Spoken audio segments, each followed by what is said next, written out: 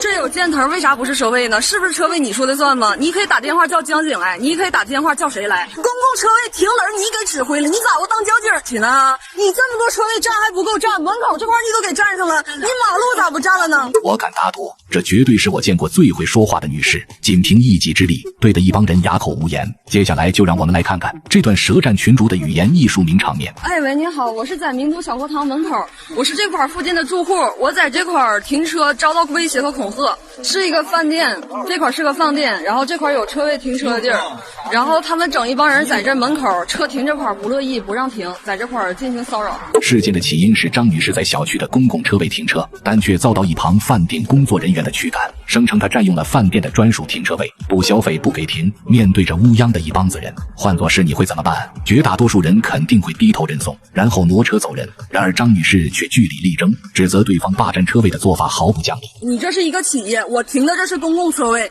你来这吆五喝六说啥？不是车位，你看这是车位。这有箭头，为啥不是车位呢？是不是车位你说的算吗？你可以打电话叫交警来，你可以打电话叫谁来？我就想问问这块我能不能停？那是讲道理，这里是划了线的公共车位，你们凭啥不让人停车？或者你能让交警来证明这是你们饭店的车位，那我自然会挪车走人，否则你们这蛮横不讲理的做法就是强盗行为。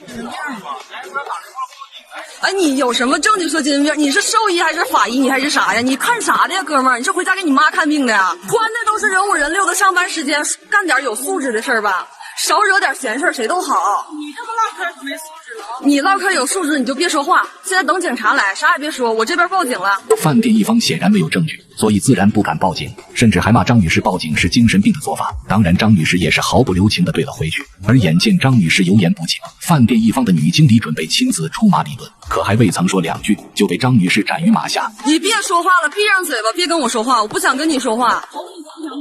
那你别瞅，我让你瞅了，我求你瞅，大爷，你小眼巴叉的瞅啥呀？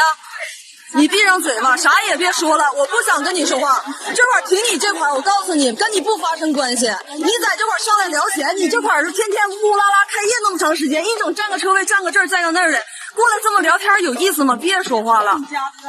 你家的，这不是你家店吗？不能停你家门口吗？录都录下来了，跟我说这话有用吗？公共车位，再说一遍，公共车位。今天我不停这儿，别人家车也得停这儿，你得让住户有地儿停。不得不说，这说话能力属实厉害，明明是在对人，却又句句在理；明明是在互相争论，却全程压制着对方，没有半点反驳的余地。就你这样，我跟你说，还当个经理、当个领导在那块儿呢，你这饭店不得黄啊？就你这态度，就不上你家吃饭，你这态度，你是啥态度啊？真的，你跟你爹妈也这么说话，跟你家亲戚也这么说话，你跟你家看见谁你也这么说话，那你长的是嘴吗？没事连聊什么闲呢你？公共车位停轮你给指挥了，你咋不当交警去呢？你这么能耐，你在这儿待着干啥？你当市长去啊？这犀利的语言，流利的表达，真可谓是当代人的互联网嘴替。看对方哑口无言，甚至还抓耳挠腮，被伸过去缓解尴尬的样子，显然是被说的有点无地自容。就张女士这语言表达能力，不去办个口才班确实是有点可惜了。一帮人在这围着你有声，你有撞死了。平时我跟你说，就是没事找事那伙人，对你指不住咋骂你，不用指指划划的，录着你呢，不用指指划划的啊！你闭上嘴吧，你可开个买卖你不和气生财，你在这没事找事儿，我停你末边离门口多远，还在那没完没了的。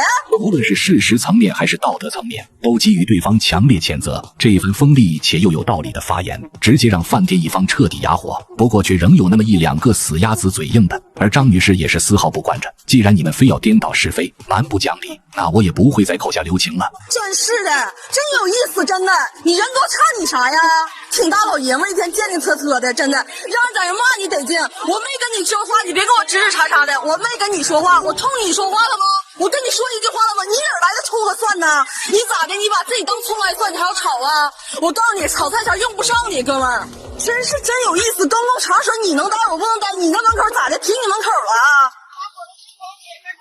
要打滚你打去，挺胖个样，跟他们个麻团似的，真是的，驴打滚啊你是！别开玩笑，什么素质的，有素质你们就不在这列牌了，你们黑社会啊，打黑厨子说的多清楚，你们哐哐往这一站，车不让这儿停那儿停了。普通人与人争辩理论，要么是半天憋不出两个字，要么就是直接爆粗口。再来看张女士的表现，一套又一套的说辞，嘴巴转得比脑袋还快，一句这里是公共场合，那你凭什么赶我走？一句有素质你们就不会列牌了，这是在挑明对方以多欺少、仗势欺人的没素质行为。张女士这一番输出下来，不但酣畅淋漓地对了人解了气，更是逻辑清晰地阐述了事情的重点，真可谓是回怼的情商天花板。给你能耐，别跟我说话，跟你说不上话。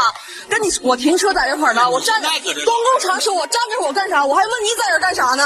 咋的？你家门口啊？这是你承包了，哥们儿。